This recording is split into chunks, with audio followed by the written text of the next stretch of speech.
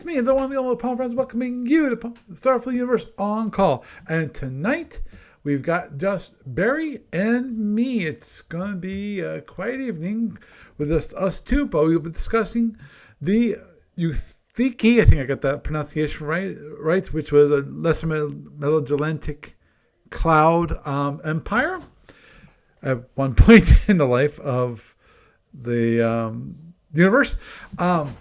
And we will be discussing the weapons and the systems on that, and maybe a little bit of the history. You never know. So with that, hey Barry, how you doing? I'm doing wonderful. How are you doing? I'm doing good. Oops, my alarm's going off. Why is your alarm going off? Oh, because I set the alarm to remind me to dial in. I snoozed it. Yeah, and then I snoozed it rather than set it off. Okay. Yeah, it doesn't matter how you pronounce Yusuke, as long as we both can agree on it. Agreed. Who knows? Yeah. I guess, yeah. I was saying, you think so you might know, but they don't really use voice. Yeah. Well, until we have some actors with a British accent or some other accent playing them in a Star Trek movie, I guess. Yeah. Agreed. Yeah.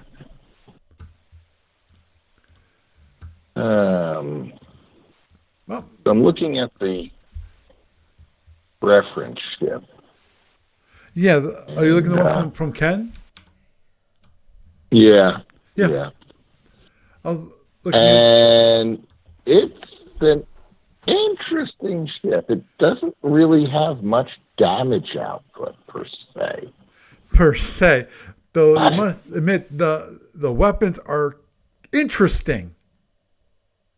Yes. You must admit they that. Are. Yeah, because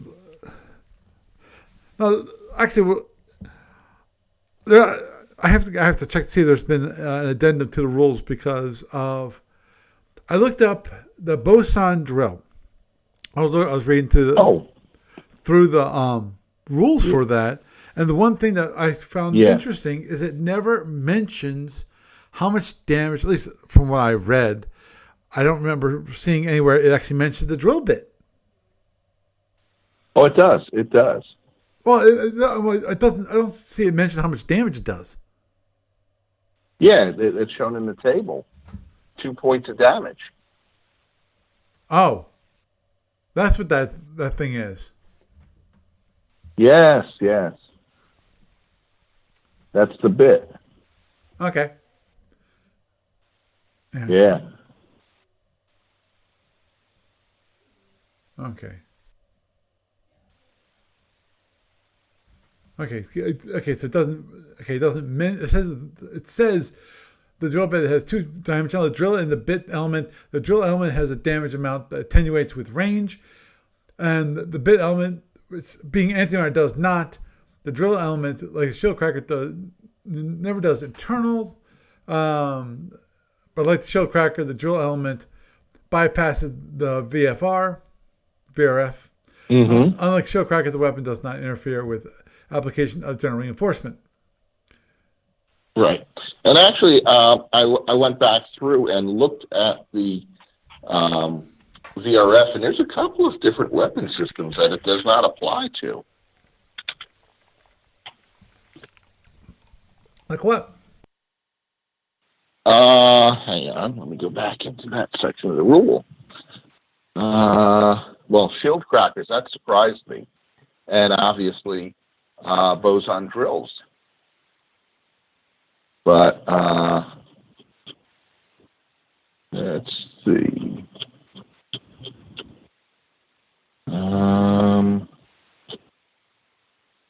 VRF.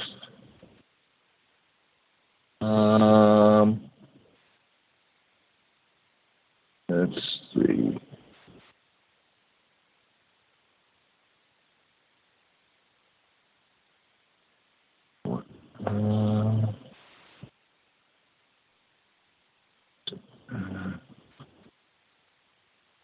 Okay, it's specifically, let's see, Hellbore's VRF does a lot of reduction too. Yeah. Developing plasmas, it does. PPPDs, it does. But, okay. So spearfish drones, not that we use it. Charge penetrator missiles. Ignore the outer, okay, and therefore they do not. Shield crackers, boson drills, and energy howitzers ignore VRF. Huh. Yeah. I'm sorry. I just think about the client and going, nah, there are exceptions to the rules. Thank you very much, Ken. Well, it makes things harder because. I know. I built it into the clients. He did that everywhere. Right. I built it into the clients so that when you have those shield configurations, which are Mid-Atlantic, all damage applies VRF. If you bring up the damage allocation, actually there's one section which says, okay, the VRF value is this.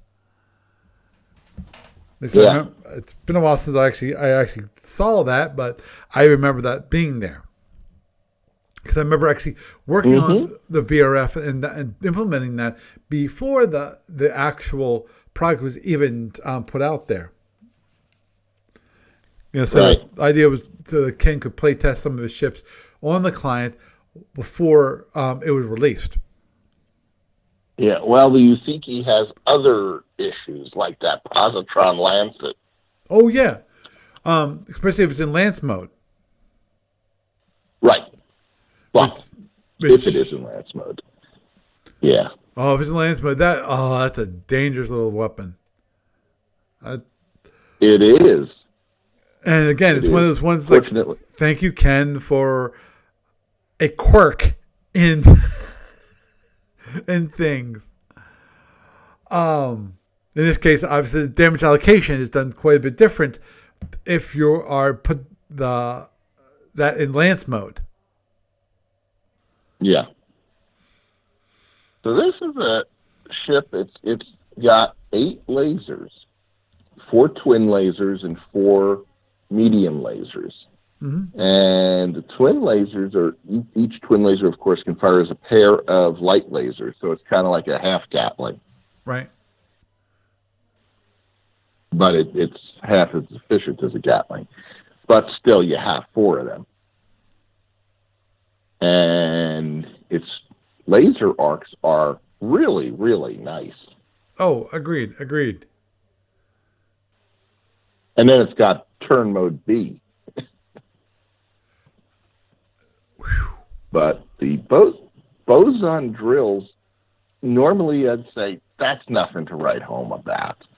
First of all, you only have 3 of them. Second of all, they can't be overloaded. Third of all,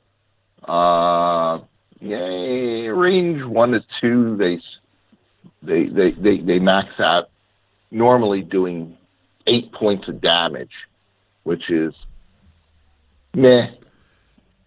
Right. Yeah, for 3 points of power. Right, which is part of the minor issue. I don't want to call it minor issue because it only requires 1 point of warp per weapon. So it's 2 points from any source and 1 point of warp. Right. And you only have a total of 12 bits. Right. You have a magazine of 4 bits. Yeah. But you can actually use. Of course, here's the crazy part about the weapon. That is, after you use up all your bits, you can still fire. Yes, but only in drill mode. At which point, it's kind of like a shield cracker, though. Right, but it's under load. Let me just check about this because it's called the underload. Drill element only damage. Right. Underload. Yeah, but the drill element only damages shields. It does not do any. Oh, understood. Yeah.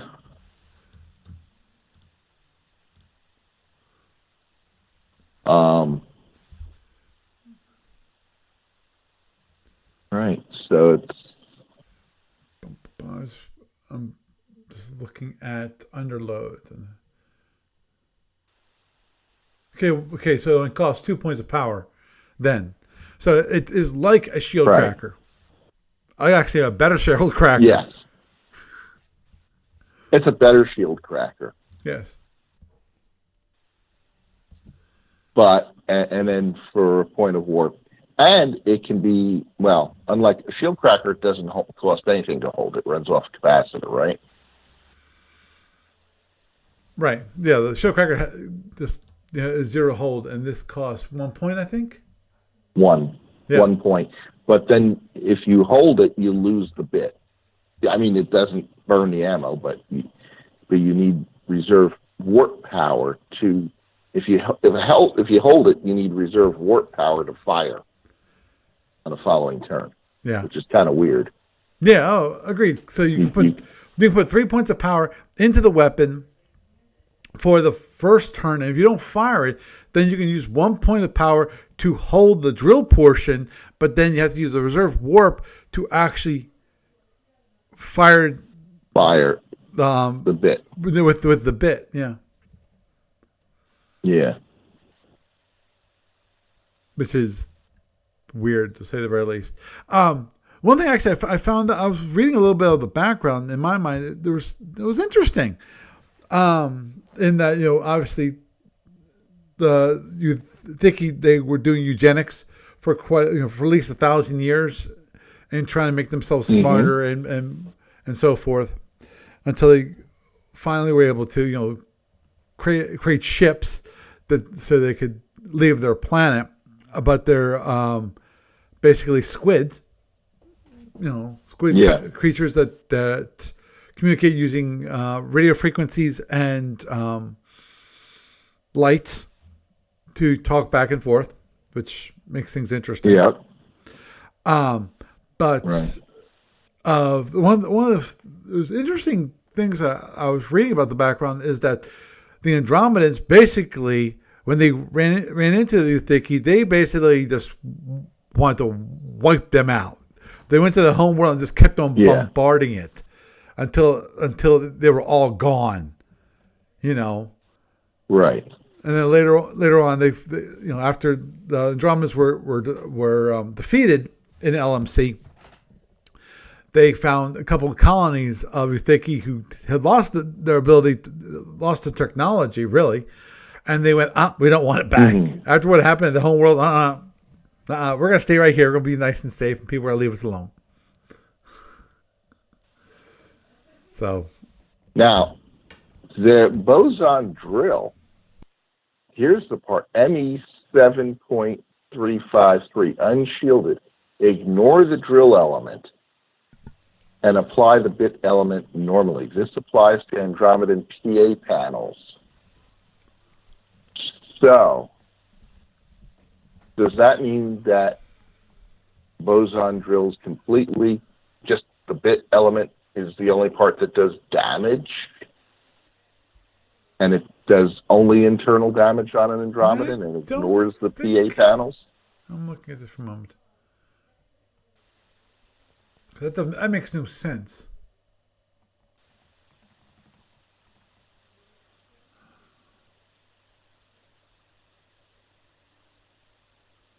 Yeah, actually, no. You're right. That's what it seems to indicate. I don't see anything else. Because I was thinking, okay, shingle or shield. No, it's not actually. It doesn't mention the PA panels for that, which it treats it as unshielded. Right. It's considered unshielded because it explicitly says this applies to Andromeda PA panels. Right. So it ignores the drill element, only applies the bit element. So when you run out of bits, you can do no more damage to the Andromeda. Now, of course, there's a problem. Right. And that, can't just look at this. It's not that much damage, but it's all internal. Right, exactly. Okay, yeah. So basically, in the case of if you have a Thicky against an Andromedan with, okay, if you're able to completely use up all the magazines, that's 12 of them. That's 24 internals. If they all hit. If they all hit, yes, understood. But still, yeah. And then there's nothing that the Andromeda can do against it. Right. You know, this is not like a shield where you can like, hey, you have to get past the reinforcement. Same for the PA panels. Normally when you hit the PA panel, okay, you have to get through the to fill up the PA panel so you actually can get internals. And then this weapon is no, forget about the PA panel. It just does internals. Boom. So I can understand why the Andromedans were terrified of them. Of course, when I first read the background history, I was thinking about maybe before I really read into the boson drill, and you just reminded me about the Unshielded, that it might have been because they think he reminded them of another race, or in the case they just saw the boson drill and how it did damage and went there, that these were the most deadly, dangerous, the dangerous empires in all of the Omega. Right, and their biggest ships were pretty tiny, actually. They didn't have a dreadnought, for example. Oh, that reminds me. Okay, so they can do it. Okay. I was just wondering. Their biggest ship is their war cruiser with a BTZ rating of 125. Wow. That's it.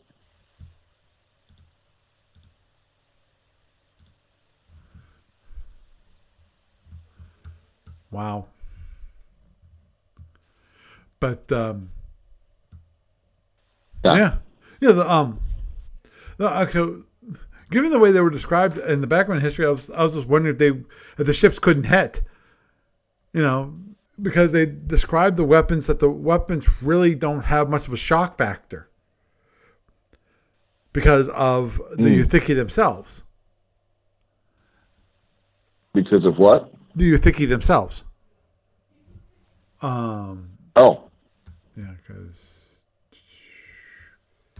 let's see if I can find it. It's MR50.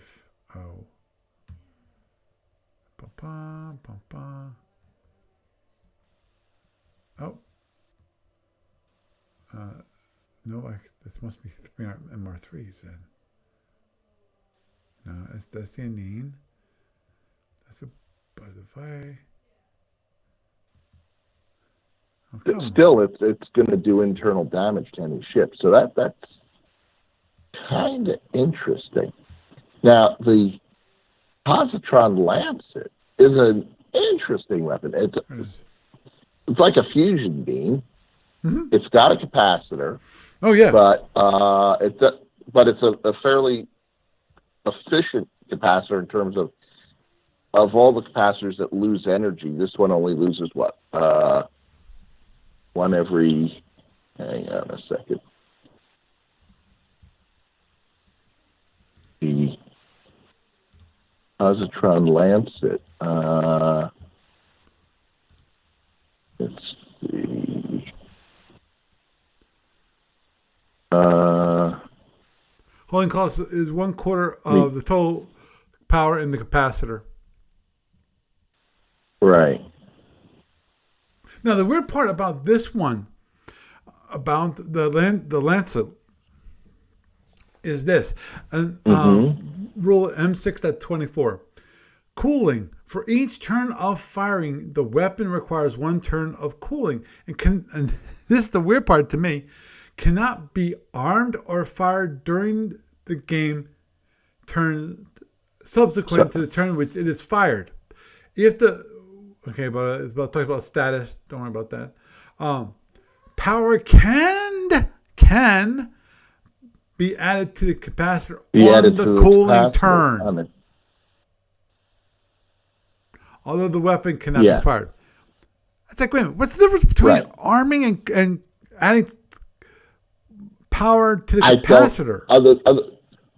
Other than the fact that you can, I don't know, if you're not cooling, you can arm it and fire it. But I don't know.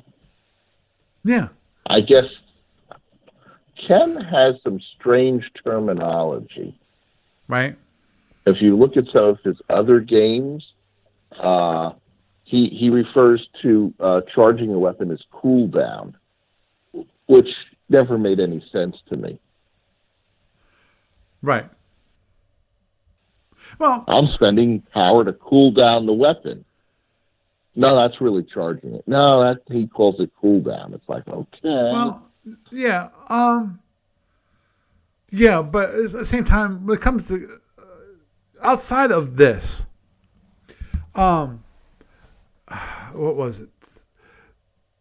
There was a system that he created for basically Starfleet battles where it didn't use energy allocation, that had the idea of points.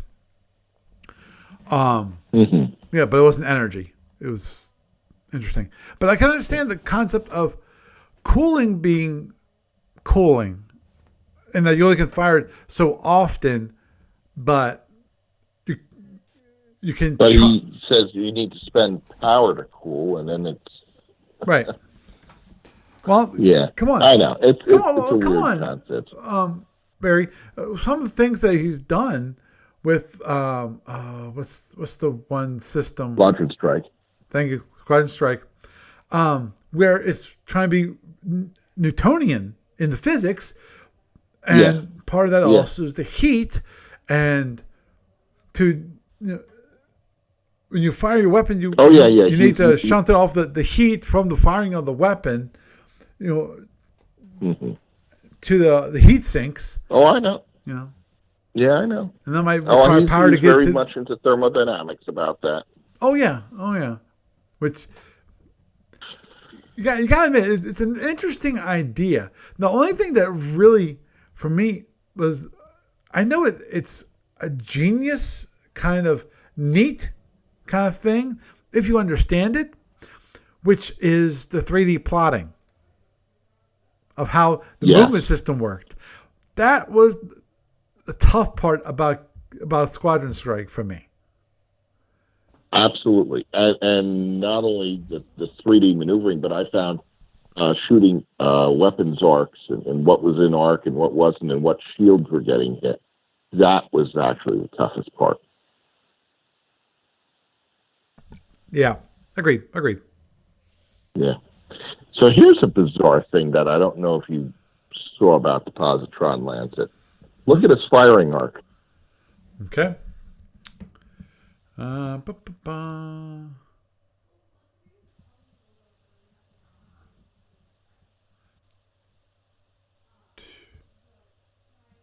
kind of trying to find it on the ship. In the center. Is that the tags? No. Pos. There's EOS. They're 360. Yeah. It's a 360 firing arc heavy weapon. Dang. Yeah. And he calls it the secondary weapon. Yes, I noticed that. I think it does. What? I noticed that. But it does more damage than the boson drill. Agreed. And then you have the whole issue with the drill element of the boson drill, which is the major portion of the damage goes towards the shield. While if you didn't have the Positron Lancet is it's got its own weapons quirks. I mean, it will do regular damage and internal damage, but it has standard mode where it's resolved just like any other weapon, or you could fire it in the Hellbore mode, basically.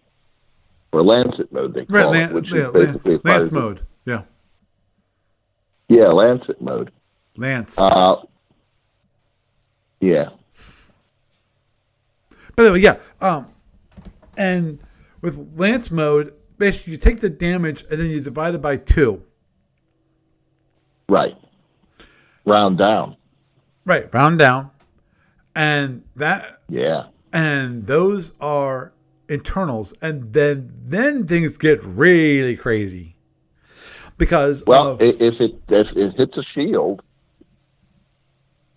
even if it's a 1-point shield, it acts just like half damage on everything else, which is why you want it on second Hellbore firing mode, right? So that other weapons hit first to take down the shield. Mm-hmm. And if you anticipate you'll be able to take down the shield, then the Positron Lancet mode, you might want to use it in Lancet. Right. But probably only if you, let's see. Let's say you fire it in standard mode, which is only 2 points of power. It averages 5.5 points of damage at range 4. And then it's no matter what the range, it's the same damage. So out at range 12, it's got a 2/3 chance of hitting and does 5.5 average damage for 2 points of power. Yeah, that's much more efficient than a disruptor. Yeah, well, of course, there's only 2 of them. There's only 2 of them, but you got that 360 arc. Mm-hmm. And if you point a down shield at that ship and he fires it in Lancet mode, okay, let's say he does 1 or 2 points of damage, but even if he rolls like a 7, it's going to go right through the DAC. Yep. I don't know whether that's worth it or not. Don't know. But yeah, that's the weird thing when it's in Lance mode. The damage allocation, that's a scary thing. That it goes straight through. Yes.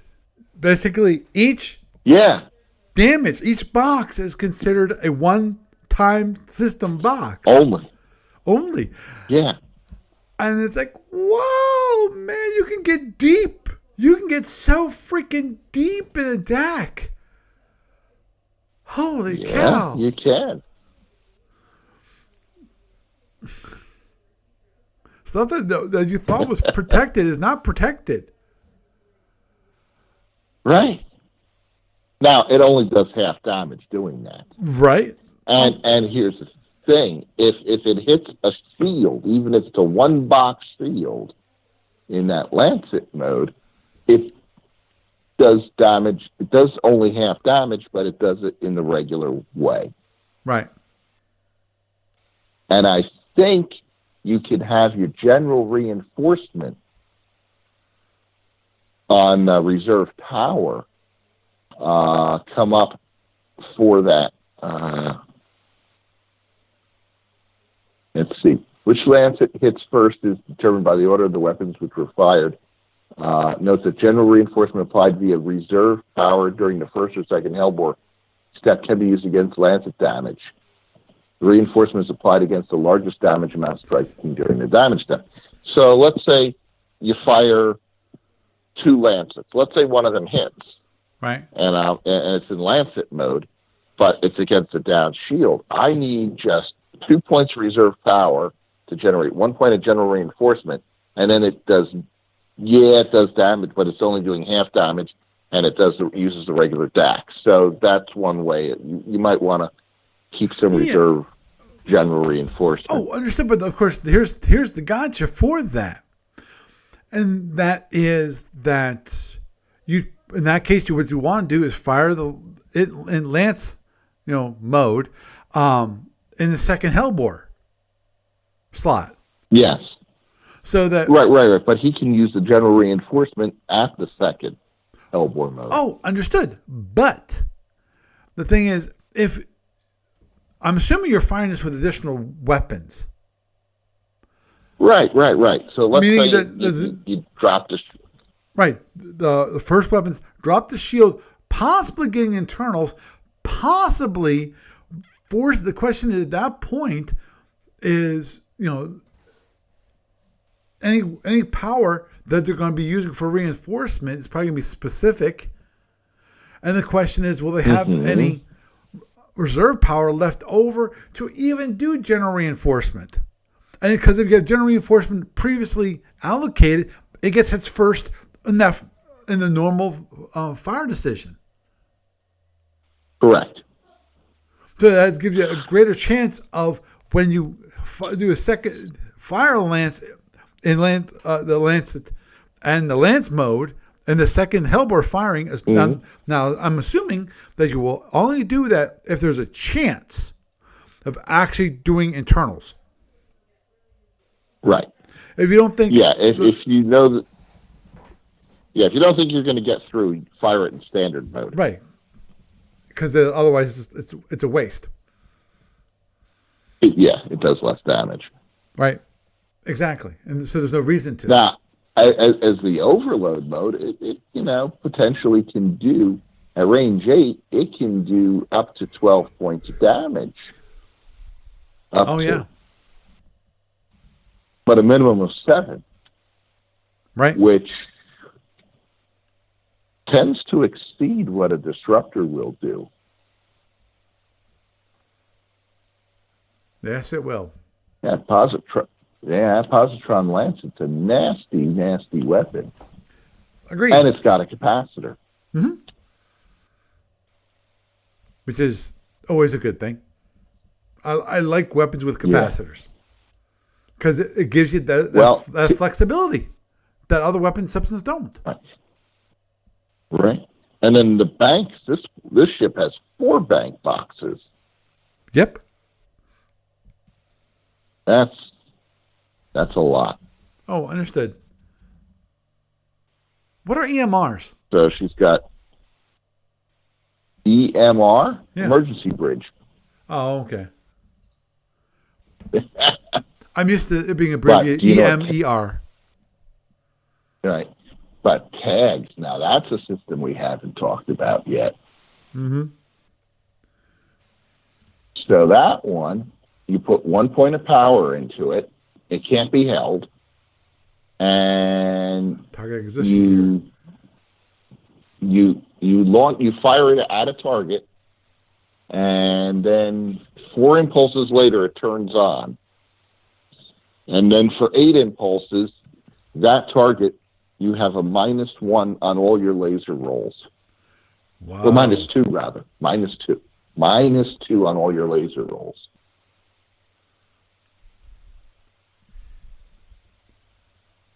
So basically, your lasers do 1 point more of damage, which is really nice for the light lasers. Okay. But obviously, because there's a 4 impulse delay in activation of tagging, so it solidifies the acquisition, the lock on, that it's kind of pre-announcing that you plan on firing. At least sometime after 4 impulses. Right. How long does that last? 8 impulses. 8 impulses. So after it gets activated in 4 impulses, 8 impulses after that, that's when it dissipates. Yeah. But you could fire it over a turn. It can be used over a turn break too. Right. And I guess that gives some flexibility. That sometime in the next 12 on. Not in the next 4, but 8 impulses after that. That gives you a good period of time to use it. Right. So it's not like they know specifically what impulse you're going to be firing. Right. But here's the thing: if you fired before impulse 25, you can fire it again on impulse. You can use the tag on impulse 28, knowing it comes up on impulse 1 when your lasers come up again. Right. Yeah.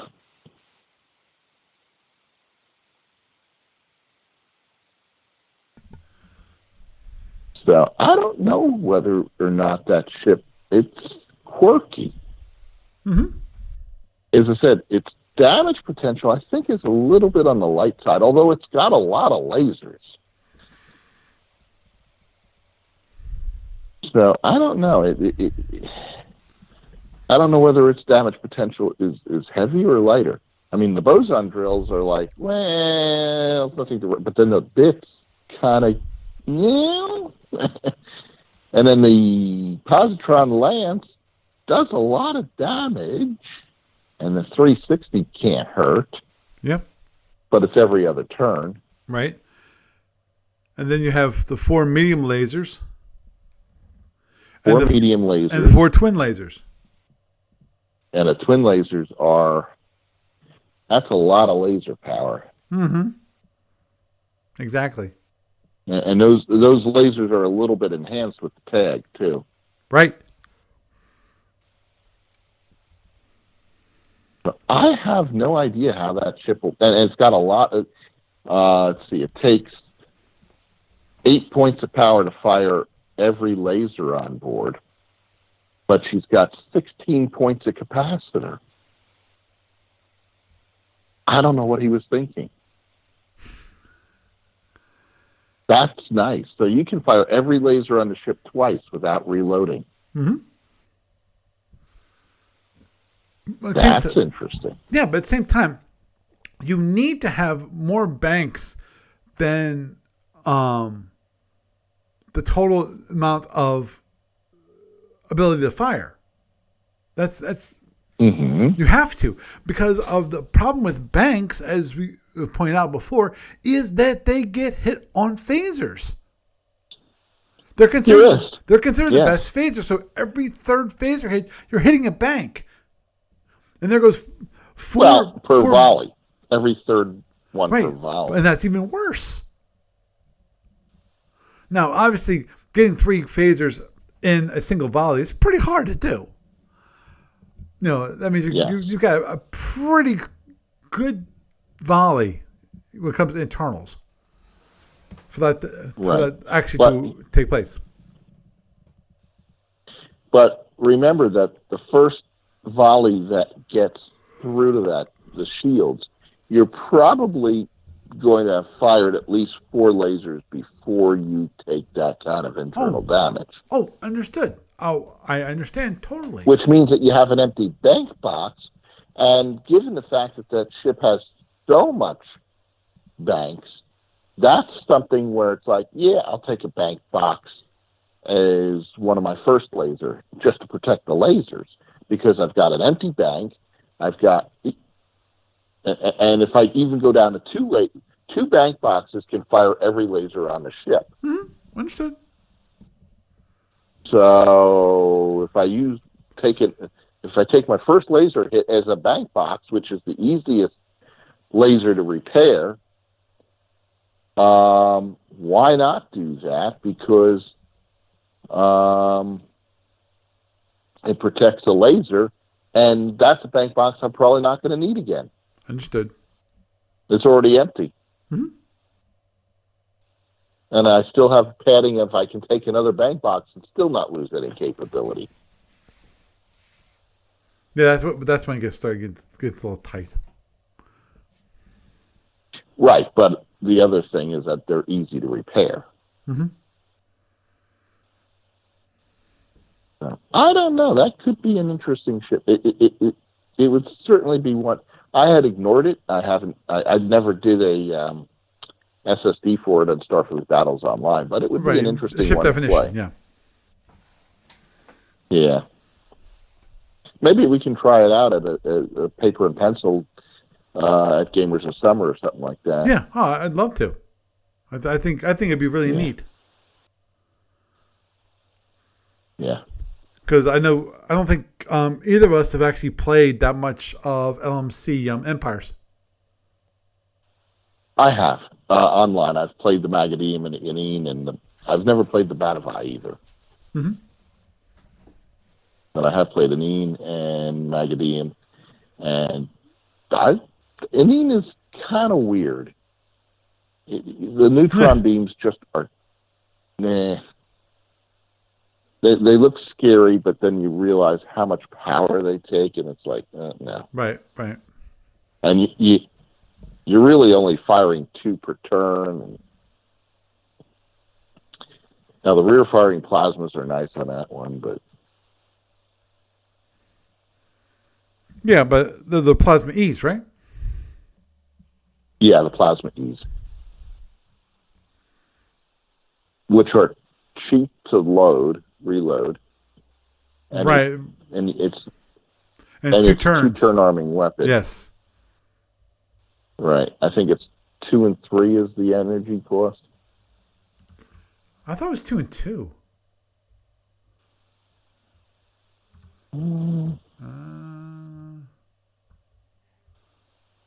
Okay. Be right after the... Oh, it's right after the boson drill.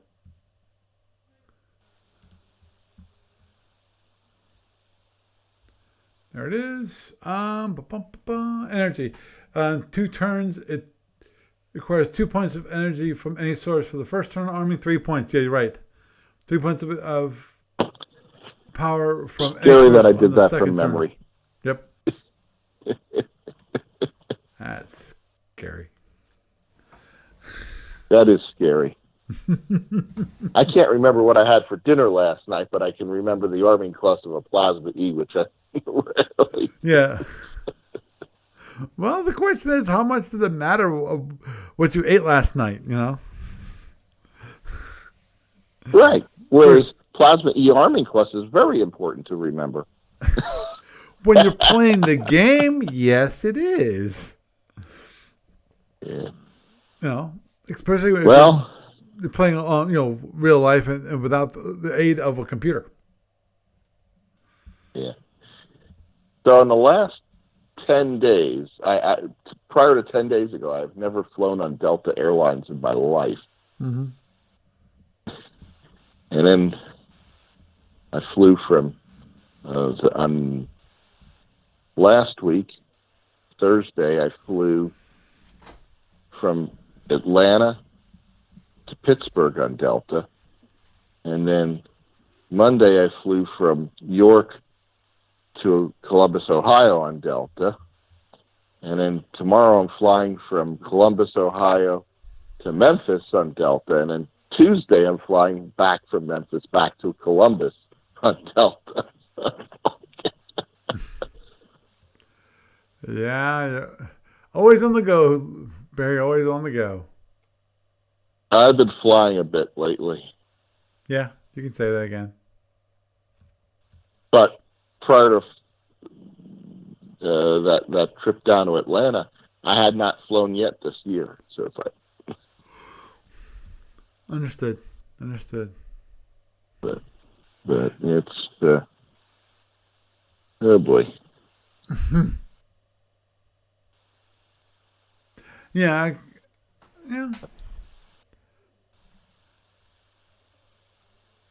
Yeah, as I've said before, Ken had a real hard task in front of him when it comes to creating these empires for the LMC, because he couldn't make them too strong, because if they were too strong, then the question is, well, how the heck did the Andromedans beat them? Yeah. Yeah. Well, he did a phenomenal job. Oh, I agree. He did an excellent job on the empires and balancing them so that they've got good strengths, but they're not so strong that you can't see the Andromedans actually defeating them. Right. And they've all got interesting strengths. I mean, on paper, you look at the Magademons, you're going, holy crap, that is a killer kick-ass race with their ships. But there's some weaknesses built into it, and if you know what you're doing, you can. It's not quite as powerful as you think. Right, and I think that is the point, really. Yeah. Yep.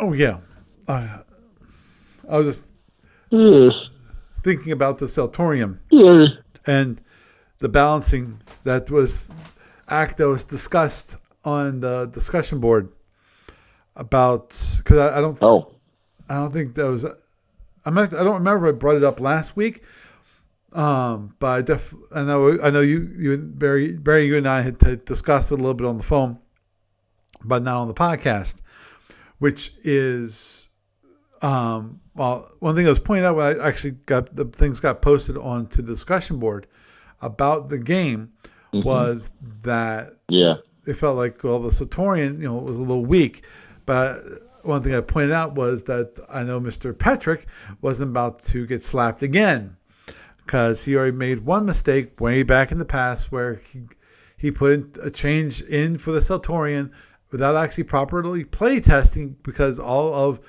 the players were right. They were all saying the same thing. It needed more power. It needed like 2 phasers, and he added 2 phasers, and it was a killer machine. It was a killer ship. A ship with 10 phaser ones.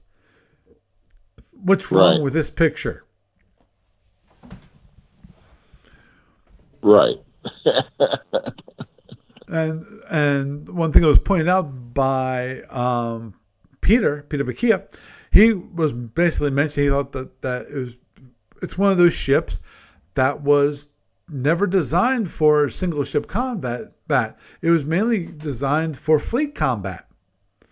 Where the weaknesses that are inherent to the Celtorian, i.e., it doesn't have any mobile terrain, nothing to actually distract his opponent from basically just keep on just chasing him after him,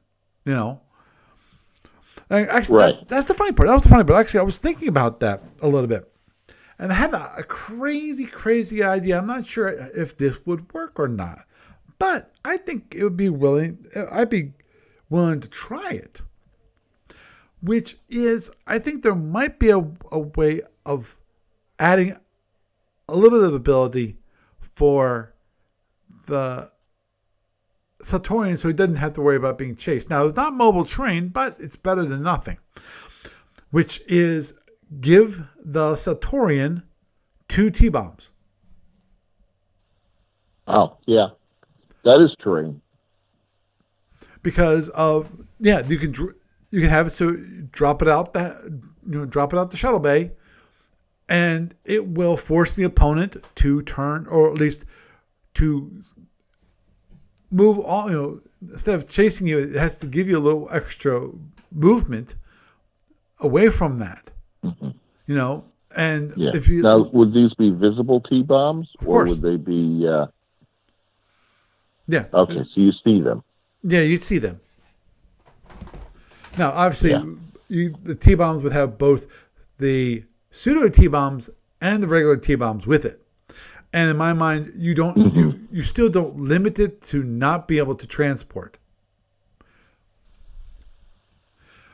So they're out the hatch only.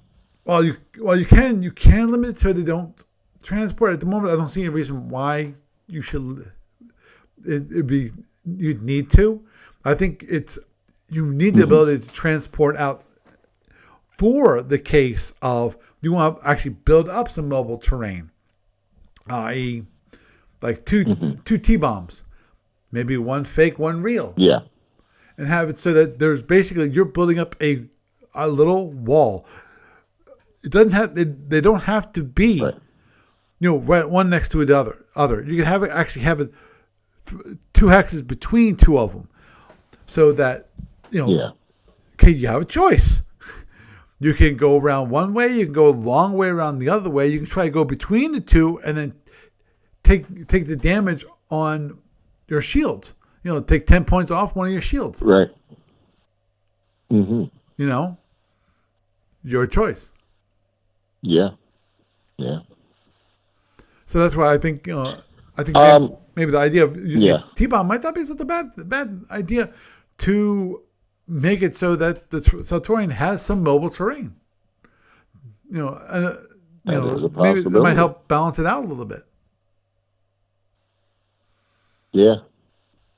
One of the going back to the Usiki? what was it? The Usiki. Its phasers are in a lot of ways very similar to Kazinti in terms of 8 light lasers and 4 heavy lasers, or medium lasers. Mm-hmm. True, that's true. Of course, the big difference, I'm sure you realize, is that with the Zinti, it's like 360-degree coverage of the phaser 3s. While this one's only FX. Right. Because with Zinti, you got the right side, left side. You've got your 120. I'm not sure if it's 120 degrees or whatever. But every single arc, you've got some phaser 3s that can fire. Right. This one only has 1 medium laser. In the rear of it, it only has. Very few. The left lasers. side, right side, medium lasers is the only thing that can fire directly at. Outside the FX arc. Yeah, the big question, obviously, for this ship, if you look at it, in my mind, is power. Yeah, for the most part, the weapons that he has don't cost that much power. But at the same time, well, actually, this is a 2/3 arming ship, 2/3 movement type ship. Right. And remember that's got enough bank boxes that it doesn't have to charge its lasers every turn. That is true. Now, here's another bizarre thing. That ship, although it has a lot of laser firepower, it only has 8 laser boxes. Yeah, it's true. 12 if you include the banks. Yeah. Because you've got the twin lasers. Right. So there's a lot of ships with 10 or 12, 10 lasers, 10 phasers, and this ship only has 8. So you need to have the bank boxes there as or phaser damage soak. Right. To soak that up, yeah. And that may be one of the another reasons why Ken gave it 4 bank boxes, which is kind of an interesting thing. Mm-hmm. Oh, agreed. Some of the design decisions on this are definitely fascinating, if not at the very least interesting. Yeah, Ken did some interesting thinking on it. Right. Oh, yeah, and obviously one of the big things which is quirky and which is an interesting idea in my mind is with the LMC, the whole idea of directional sensors. Yes. If it's in the front half, you have one set of sensors. Rear half, you have a different set of sensors. They're completely independent. Unlike with... Right. Well, actually, the sensor banks are FX and RX. Okay. So there is some overlap.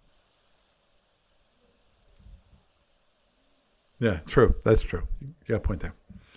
But still, you've got, the whole idea of that your sensors don't cover 360 degrees. Right. Because... Unless you power up the fronts and the backs.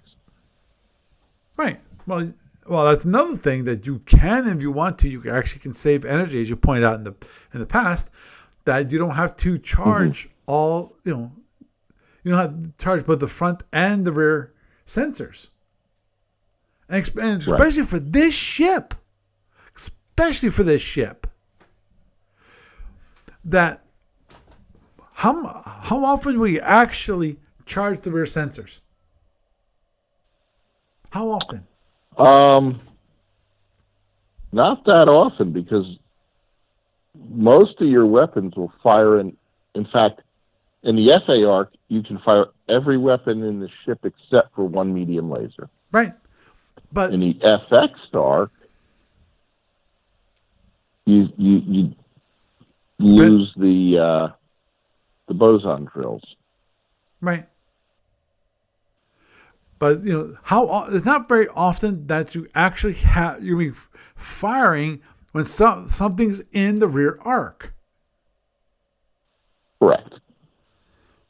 Because even your lasers are mostly FX, especially your twin lasers. So if there's any defensive fire that you're going to be doing, most probably it's going to be in the FX arc.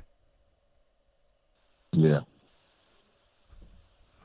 So this is one of those ships that I could easily see you never charging the rear sensors. Yeah. Unless you get that positron lancet. Oh, I understood. There are going to be those opportunities where, fortunately, you got a nice weapon that's 360. So chasing you might not be exactly a good thing for your health.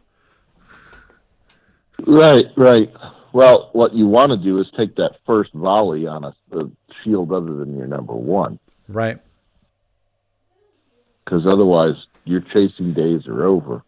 Oh, agreed. That's a hard ship to chase without a number one shield. I think you'd be pretty. This is one of the ships that I think you'd be fine without a number one shield. I mean,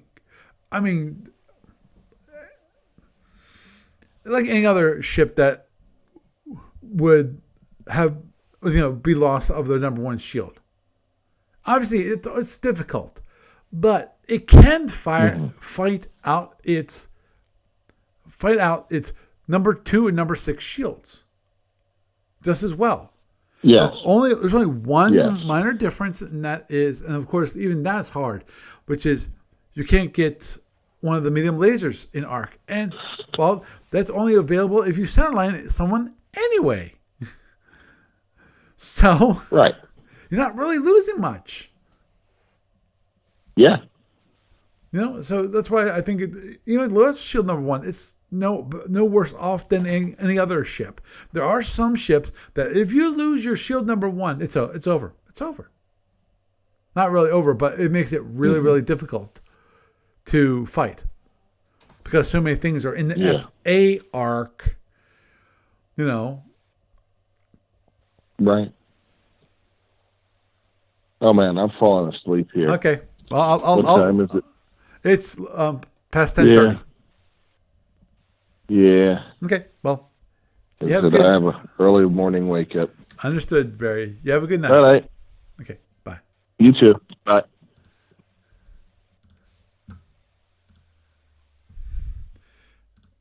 Yep. So this evening we discussed the Uthiki, and actually even brought up my little crazy idea for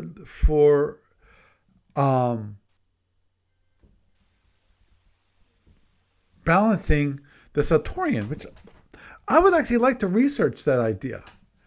Possibly, have it so that the Satorian has the transporter bombs, just two transporter bombs, and let them to do the transporting of it. Heck, to be honest, I would love to see the King Eagle get a full-fledged nuclear space mine, the 35-pointer, instead of having just have the T-bomb. I think that would be awesome. Don't let it be hidden, but give it to 35. At the very least, that's going to definitely, when it comes to the King Eagle and a 10-point T-bomb, 10-point T-bomb you can hit and you can keep going. Yes, you lose your shield. Whip-de-doo. You lose part of a shield. If you hit a nuclear space mine, 35-point nuclear space mine, you lose your freaking shield and you probably go do internals. So that's one thing you will completely and you will avoid. It's like a Type 4 versus a Type 1 drone. A Type 4 drone, for the most part, you're not going to want to have it hit you. Type 1, you might actually have it, if you don't have the phasers, you'll be willing to take a drone strike on one of your shields and keep going. Yes, is it good? Not necessarily, but it's a single shield for 12 points of damage, and if you can, by getting that extra phaser that's available to fire at your opponent's ship or at something else that's more important than some 12 points of damage, like a Type 4. If you don't have enough phasers to knock down both the Type 4 that is coming in and Type 1, you want to use your phasers to knock down the Type 4 because that's 24 points of damage versus 12. So, I think T-bombs, I think that might actually be an interesting idea to research, to try out. See, maybe somebody might be interested in playing a Saltorian with and giving me 2 T-bombs. I actually I might see if I can look somebody up about that and see if they're interested in such a playtest. And I'd like to do it quite a few times. I think it'd be interesting. I think it'd truly be interesting to do it. So, with that, I am Paul Franz, and I bid you a good night.